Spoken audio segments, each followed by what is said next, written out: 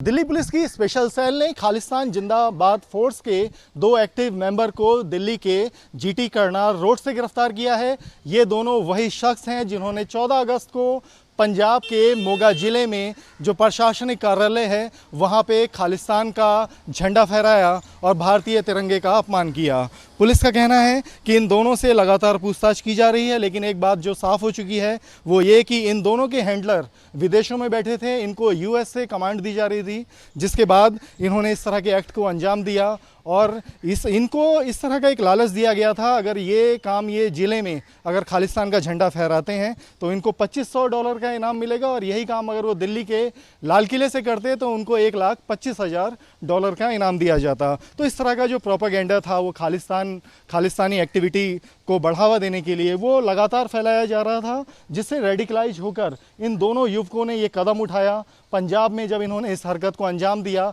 तो वहाँ पर इनके खिलाफ देशद्रोह का मुकदमा दर्ज कर लिया गया था, और पुलिस का कहना है कि जो इनके हैंडलर थे जो विदेशों में बैठे हैं, इस काम को अंजाम देने के बाद इनके पास उन्होंने 20,000 रुपये की मदद भेजी, इनको दिल्ली भेजा। प्लान ये था कि इनको दिल्ली के बाद नेपाल के रास्ते पाकिस्तान भेजा जाएगा और पाकिस्तान में इनको ट्रेंड किया जाएगा। ये सारी जानकारियां अपने आप में चौंकाने वाली हैं, जिससे जाहिर होता है कि कैसे विदेशों में बैठे हैंडलर लगातार यहाँ पे युवाओं को रेडिकलाइज कर रहे हैं, चाहे वो खालिस्तानी मूवमेंट हो या ISI का मूवमेंट हो। इस तरह की गतिविधियों को अंजाम देके यहाँ के युवाओं को भड़काना, उन्हें लालच देना, उन्हें देश के खिलाफ तैयार करना, ये जो एक्टिविटी चल रही हैं उसके ऊपर सुरक्षा एजेंसियाँ लगातार कार्रवाई भी कर रही हैं, लेकिन ये जाहिर तौर पर एक चिंता का बड़ा कारण जरूर है।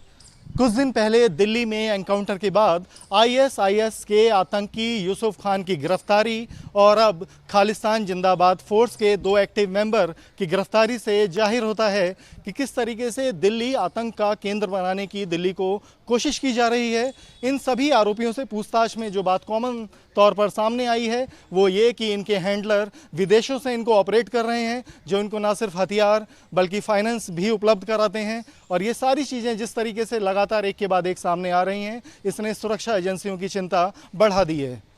वीडियो जर्नलिस्ट संदीप के साथ अवनीश चौधरी, न्यूज़ नेशन दिल्ली।